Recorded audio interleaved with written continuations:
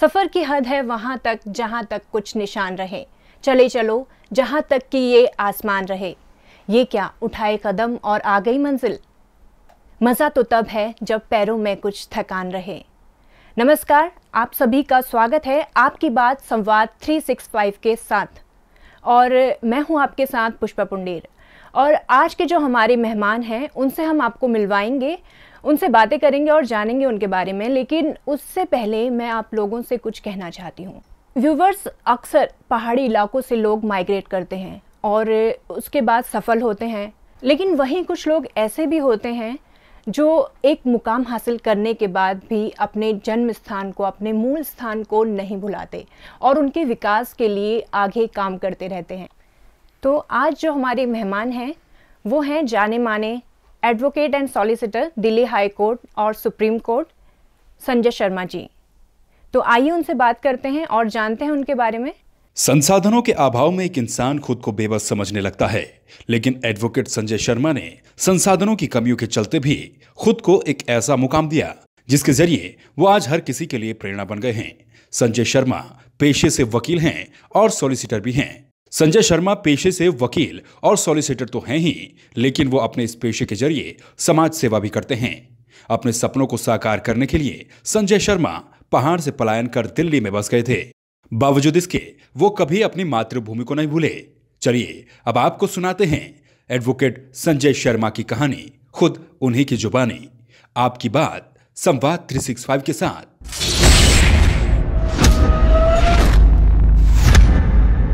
संजय जी, बहुत बहुत स्वागत है आपका हमारे कार्यक्रम में। धन्यवाद। संजय जी, पेशे से आप एक एडवोकेट एंड सॉलिसिटर हैं और समाज सेवा से भी आप जुड़े हुए हैं। तो कहाँ से आपको ये प्रेरणा मिली और समाज सेवा में आप कैसे आए?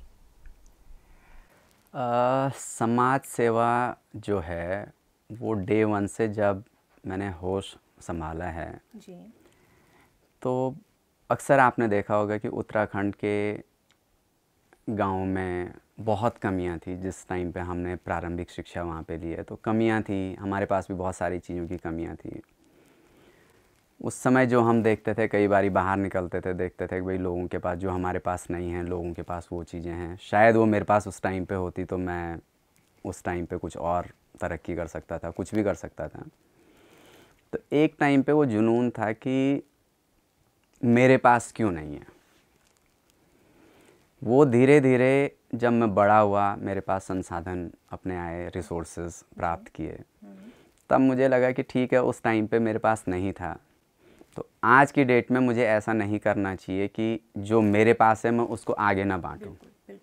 जो संसाधन मैं जुटा सकता हूं, उन संसाधनों को मैं आगे दे सकता हूं। जो कमियां मैंने देखी हैं, शायद वो कमियां और बच्चे ना देखें। तो मेरी ये कोशिश रहती है, और उसी आइडिया से मैं ये आया कि अब उसको आप समाज सेवा का नाम दो या कुछ भी, उसको कोई टर्म आप दे सकते हैं, लेकिन मेन यही था कि जो मैंने कमियां देखी हैं, मैं नहीं चाहता हूं कि मेरे सामने कोई उस कमी को देखे।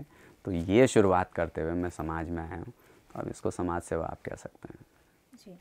आप जाने माने एडवोकेट एंड सॉलिसिटर हैं और अपने करियर को आप और ऊंचाई पर ले जा सकते थे सिर्फ अपने करियर पर ही ध्यान देकर। तो कहाँ से पहाड़ की सेवा का ये विचार आपके मन में आया? क्यों उत्तराखंड की तरफ इतना रुझान आपका है? क्या था मन में, क्या ख्याल हैं आपके? देखिए, पहले तो मैं आपको ये बताना चाहता हूँ कि कैरियर मेरा, जो प्रोफेशनल मेरा कैरियर है, बहुत अच्छा चल रहा है। और ऐसा नहीं है कि प्रोफेशन मेरा प्रायोरिटी नहीं है। प्रायोरिटी मेरा अपना प्रोफेशन है, क्योंकि अगर मैं प्रोफेशन को अच्छा कैरी करता हूँ तो समाज सेवा भी तभी कर सकता हूँ। कहते हैं ना कि पहले अपना पेट भरा हो तो आप दूसरे का पेट तभी भर सकते हैं। तो प्रोफेशनली मैं ठीक ठाक कर रहा हूँ। तो उसके बाद जब प्रोफेशनली मैंने ठीक ठाक करना शुरू किया, उसके बाद ही मैं समाज के कामों में आगे आया, क्योंकि अपनी जेब में 2 पैसे होंगे तो शायद 1 पैसा आप खर्च कर सकते हैं समाज के लिए। तो ऐसा नहीं है कि सडनली मैं कैरियर में बहुत अच्छा कर सकता था और उस चीज़ को मैंने छोड़ के मैं समाज में आया। कैरियर वो भी चल रहा है, प्रोफेशन साथ चल रहा है, समाज का वो अपनी मैनेजमेंट है कि आप कैसे मैनेज करते हैं। सही। दोनों चीज़ें मेरी पैरेलल चल रही हैं। तो संजय जी, कई लोग ऐसे होते हैं जो समाज सेवा करना चाहते हैं और लेकिन अपने काम के चलते वो ये कहते हैं कि हम नहीं कर पा रहे हैं मैनेज, तो क्या मैसेज आप उन लोगों को देना चाहेंगे कि कैसे ये सब मैनेज कर सकते हैं वो साथ? मैनेज, उसका सीधा साधा उदाहरण मैं हूँ। एक छोटे से कस्बे से जी। मैं दिल्ली में आया, पढ़ाई लिखाई करी, अपना प्रोफेशन स्टार्ट किया। देखिए, समाज सेवा अपने आप में हो सकता है वर्ड बहुत बड़ा हो, लेकिन समाज सेवा करना कोई बहुत बड़ा काम नहीं है। अगर जो इसको बड़ा काम समझता है कि समाज सेवा करना बहुत बड़ा काम है, अगर मान लो कि मैं अपनी गाड़ी को उठाता हूँ और ड्राइवर के साथ जाता हूँ, सडनली मेरी नज़र, कोर्ट जा रहा हूँ, मैं कोर्ट जा रहा हूँ, सडनली मेरी नज़र पड़ती है कि सामने कोई भूखा है या ठंड में बैठा हुआ, उसके पास कोई कपड़ा नहीं है। तो कई बार मैंने ये भी किया है कि अपना ये कपड़ा या गाड़ी में कोई कपड़ा पड़ा हो उसको दे दिया। तो आपको सिर्फ 1 सेकंड लगा, आपने अपनी गाड़ी से एक कपड़ा उठाया, कोई ब्लैंकेट पड़ा हो, कुछ पड़ा हो, इसको क्या कहेंगे आप? समाज सेवा ही तो है ये।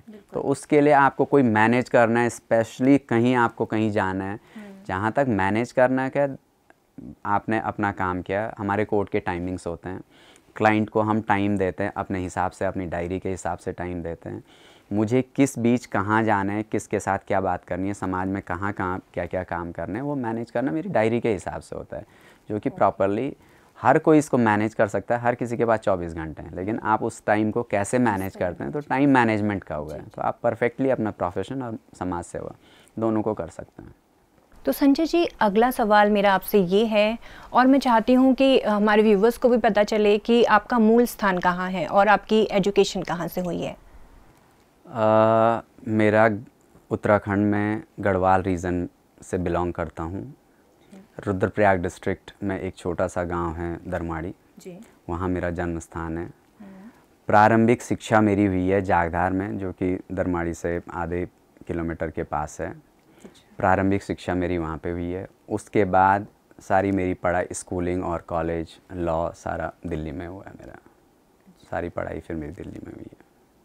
संजय जी, आपने बताया कि आपकी प्रारंभिक शिक्षा जो हुई है वो उत्तराखंड के रुद्रप्रयाग ज़िले के एक छोटे से गांव में हुई है, और उसके बाद आप दिल्ली आ गए। तो क्या चैलेंजेस आपके लिए सामने थे, क्या परेशानियां आपको हुई? देखिए, चैलेंजेस और परेशानियां ये तो जग जाहिर है कि उत्तराखंड की एजुकेशन पहले क्या थी, आज भी एजुकेशन में बहुत ज़्यादा फ़र्क ऐसा नहीं पड़ा है। जो ABCD हमने 6वीं में यहाँ पे सीखते हैं, मेरे ख्याल से दिल्ली में KG और प्री नर्सरी से सिखाना शुरू कर देते हैं। तो अगर आप चैलेंजेस की बात करें तो हम दिल्ली से 5-6 साल पीछे हैं। तो अपने आप को जब मैंने प्रारंभिक शिक्षा प्राप्त करके और उसके बाद में वापस दिल्ली में आया, तो वो जो 5-6 साल में पीछे था, तो सबसे पहले मुझे उस गैप को पूरा करना था, क्योंकि समाज में और अपने साथ जो यार दोस्त थे जिन स्कूल्स में मैं पढ़ा, तो वो उस गैप को पूरा करने में मुझे बहुत मेहनत करनी पड़ी।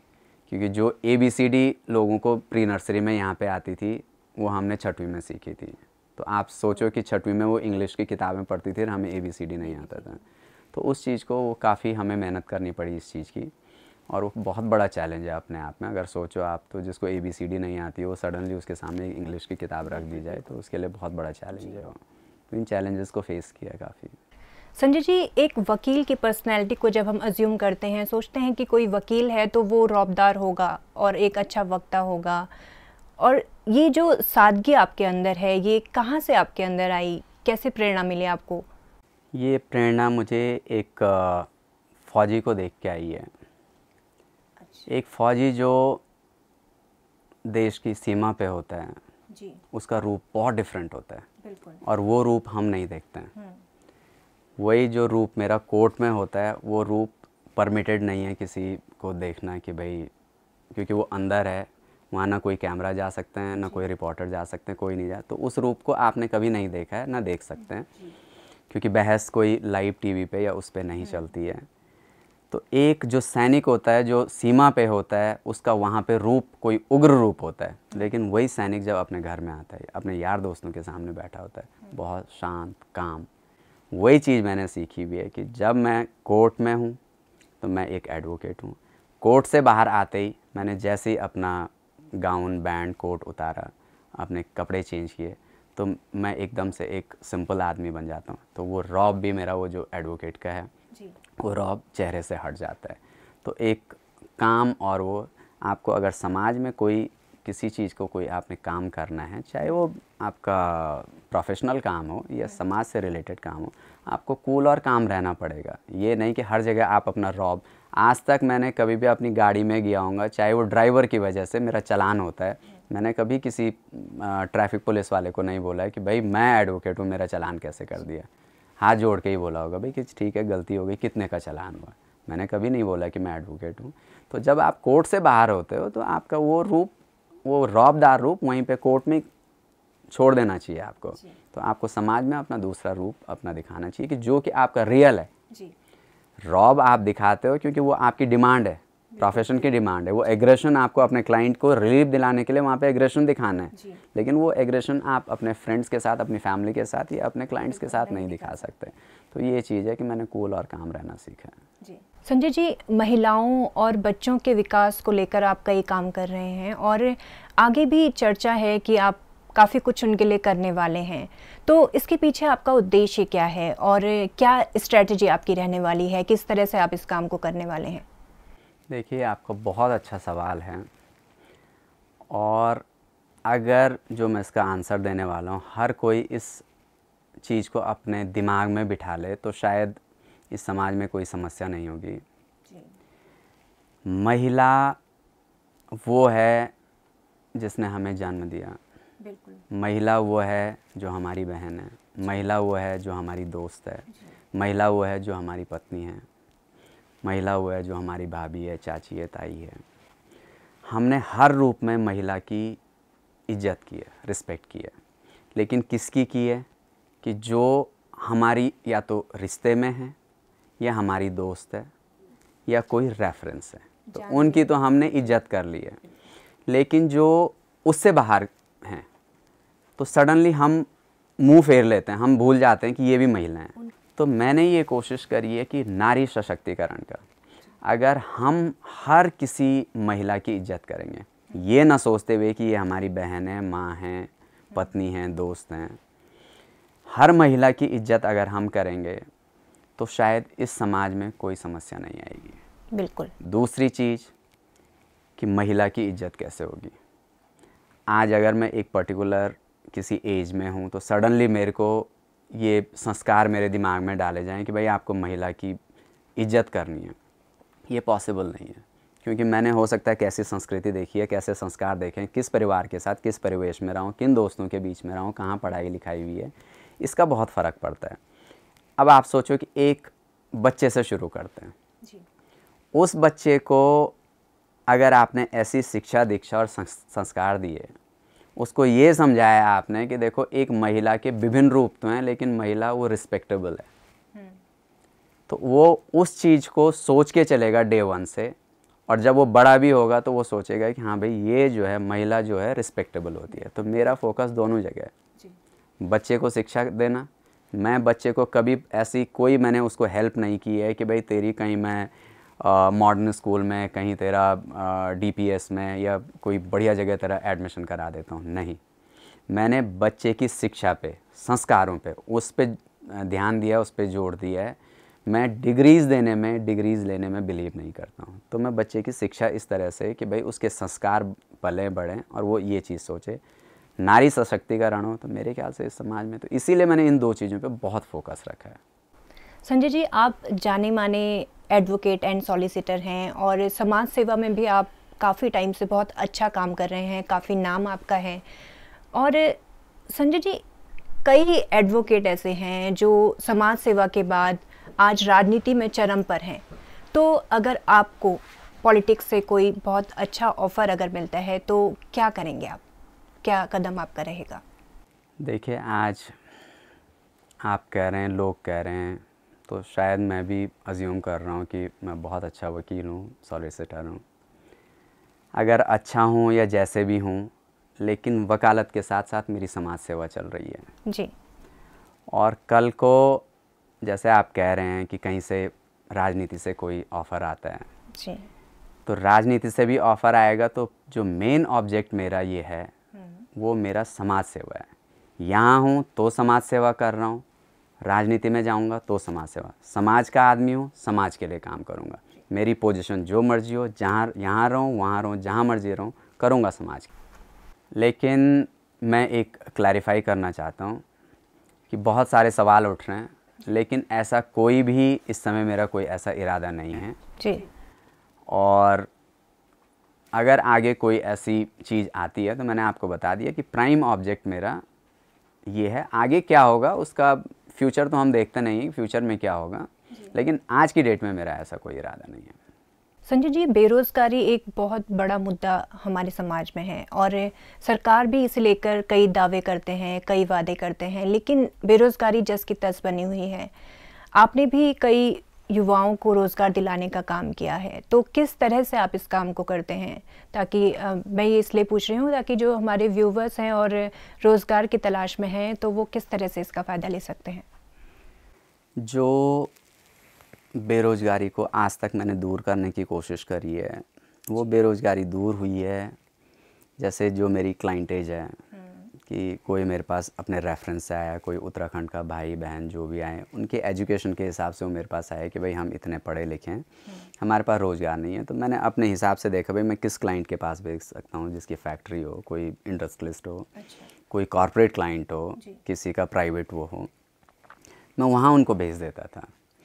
लेकिन ये धीरे धीरे आप एक क्लाइंट के पास अगर मैंने एक भेज दिया, दो भेज दिया, तो उसके बाद बहुत डिफ़िकल्ट होता है। लेकिन बेरोज़गारी बहुत है। बिल्कुल। आज की डेट में भी मेरे पास बहुत सारे बायोडाटा, कम से कम एक दिन में मेरे पास 4-5 लोग आते हैं, वो कहते हैं भाई कहीं ना कहीं नौकरी के लिए। इसके लिए मैंने एक स्ट्रैटेजी बनाई है जी।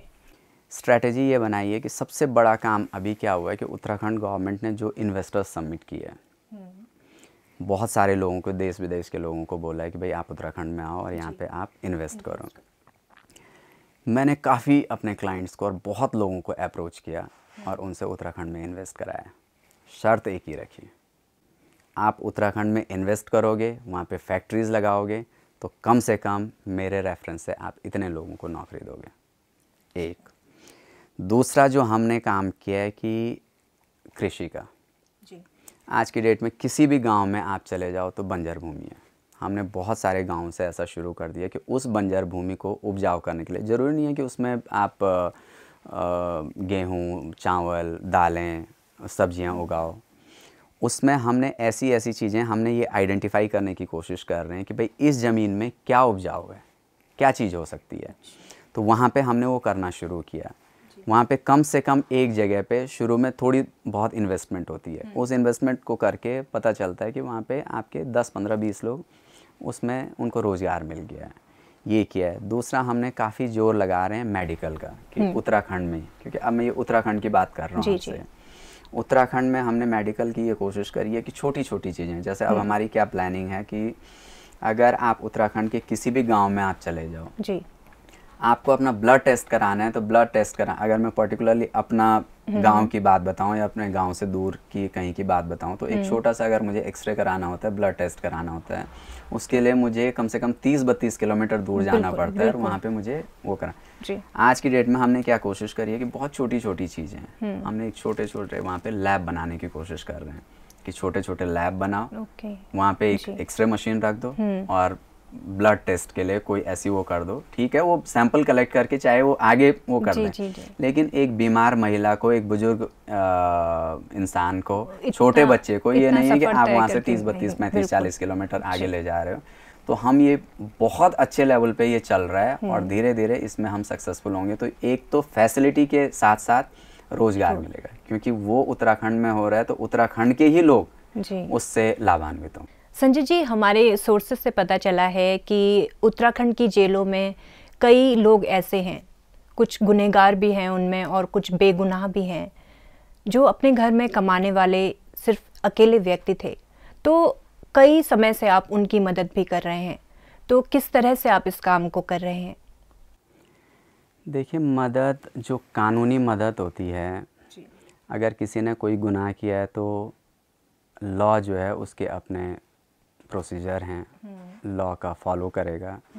लेकिन मदद करने के लिए क्या होता है कि अगर कोई उत्तराखंड से मेरे पास आता है कि भाई ऐसे ऐसे एक केस में कोई सोल ब्रेड अर्नर होता है, वो आते हैं कि भाई मेरा हस्बैंड था, ऐसे ऐसे केस में वो फंस गया है, तो आप हमारी मदद कीजिए। फाइनेंशियली वो बहुत वीक होते हैं कि जो, तो कई जगह पे उनकी मदद ये होती है कि अब मैं ये तो लॉ तो मैं चेंज कर नहीं सकता कि भाई उत्तराखंड का है तो मैं उसके लिए लॉ चेंज कर लूँ और उसको गुनाह भी किया हुआ तब भी मैं उसको छुड़ाऊँ। मैं उसकी भरपूर कोशिश ये करता हूँ कि उसके लिए यहाँ तक कि कई बार मैं ये देखता हूँ कि जो एक्सपेंसेस भी नहीं दे पाते हैं तो एक्सपेंसेस भी मैं बियर करता हूँ, उनका फ़ीस लेना तो छोड़ो लेकिन मैं एक्सपेंसेस भी, तो मैं उसको चैरिटी के उसमें डालता हूँ कि भाई चलो ये मेरी तरफ से चैरिटी है। उत्तराखंड के अक्सर ऐसे मेरे पास लोग आते हैं, देखो जो पढ़े लिखे हैं, दिल्ली में हैं, कमा रहे हैं, वो लोग आते हैं तो वो नॉर्मल जैसे केसेस होते हैं वैसे केसेस कराते हैं। बहुत सारे जो रेफरेंसेस से आते हैं भाई आप वहाँ जाओ, क्योंकि एक अब ठप्पा लग चुका है कि वो चैरिटी करते हैं तो आप वहाँ जाओ, वो करेंगे। कई लोगों की ऐसी चैरिटी करके और लॉ का जो प्रोसीजर है वो फॉलो किया, कई लोगों को मैं छुड़ा के लाया। अब ये सिर्फ क्रिमिनल केसेस नहीं, सिविल केसेस में भी कई लोगों की ऐसी चीज़ें थी कि भाई रिकवरी, बेचारे गरीब थे। कई ऐसे मैंने लोग देखे हैं कि फ़ौज से रिटायर हुए थे, फ़ौज से रिटायर होने के बाद जो उनकी ग्रेचुइटी और जो बोनस वगैरह जो पैसा मिला वो कहीं किसी ने बोला कि भाई इसको दे दो, इसका डबल करके दे देंगे इतने टाइम में। उन्होंने अपना सारा पैसा वहाँ दे दिया, वो फ्रॉड थे, उन्होंने पैसा वो नहीं, चेक बांट दिया उनको और चेक बांटने के बाद चेक डिसऑनर करा दिए। मैंने उनके केसेस करके उनको पैसा दिलाया, उनका पूरा पैसा विद इंटरेस्ट वापस दिलाया है। तो सिविल क्रिमिनल दोनों केसेस में मैंने इस तरह से उत्तराखंड के लोगों की मदद की है और आगे भी इस तरह से कोई मेरे पास आए तो मैं उनकी मदद करता रहूँगा। संजय जी, आप एक जाने माने वकील हैं, काफ़ी नाम है आपका, तो जाहिर सी बात है कि हज़ारों लोग आपके पास केस के रिगार्डिंग आते होंगे, तो किस तरह से आप मैनेज करते हैं? केसेस तो मेरे पास हज़ारों आते हैं, लेकिन आधे से ज़्यादा केसेस क्या होता है कि मेरे पास आते हैं और वो आउट ऑफ कोर्ट सेटल कराने के लिए मैं बहुत, मेरी भरपूर कोशिश होती है कि आउट ऑफ, छोटे छोटे इश्यूज़ होते हैं लोगों के, वो सामने उनकी बात करके, दोनों पार्टी से कई बारी बात होती है कि भाई ठीक है, एक पार्टी से अपने जो क्लाइंट होता है उससे बात की, रिलेटिव होते हैं, हस्बैंड वाइफ होते हैं, जैसे मान लो मैट्रिमोनी, तो उसमें क्या होता है कि आपस में बात करके उनको समझा के कि इसको आपका फ़ायदा इसमें है कि आउट ऑफ कोर्ट इसमें सेटल करो। कानूनी बातें, बहुत सारी चीज़ें मैं आपको यहाँ पे नहीं बता सकता हूँ कि कैसे सेटल होते हैं, आउट ऑफ कोर्ट कैसे सेटल होते हैं। कभी मेरे ऑफिस में आप आएंगे तो मैं आपको इसको ढंग से समझाऊंगा। लेकिन बहुत सारे केसेस ऐसे हैं कि जो वहीं पे मेरी टेबल पे ही आउट ऑफ कोर्ट वहीं पे सेटल हो जाते हैं। तो संजय जी, जाते जाते आप हमारे जो व्यूवर्स हैं, हमारे देश विदेश से जो लोग हमें देख रहे हैं, उन्हें आप क्या मैसेज देना चाहेंगे? एक बहुत अच्छा संदेश मैं देना चाहता हूँ अपने सारे व्यूअर्स को, देश विदेश में जो लोग हैं। लोग पहले कहते थे कि नेकी कर और दरिया में डाल। मैं लोगों को कहना चाहता हूँ कि नेकी करो और 1000 लोगों को बताओ, जिससे कि वो नेकी 1000 लोगों से 1000 लोगों, लाख लोगों में पता चले और आपको लोग फॉलो करें, लोगों को पता चले कि भाई नेकी ऐसे आपसे प्रभावित लोग हों और उस प्रभावित होने से लोग आपकी राह पे चलना शुरू कर दें।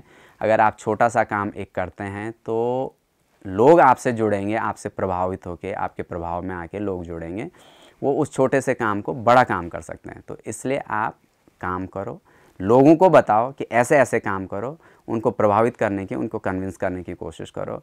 तो इस सिद्धांत पे मत चलिए कि नेकी कर और दरिया में डाल। नेकी करो, लोगों को बताओ, उनको प्रभावित, उनको कन्विंस करने की कोशिश करो कि आप ऐसे ऐसे नेकी करो जिससे समाज का भला हो। तो ये थे जाने माने advocate and solicitor Sanjay Sharma ji. अगली बार हम आपसे फिर रूबरू होंगे किसी नई शख्सियत के साथ। तब तक के लिए मुझे और हमारी पूरी टीम को दीजिए इजाज़त। नमस्कार।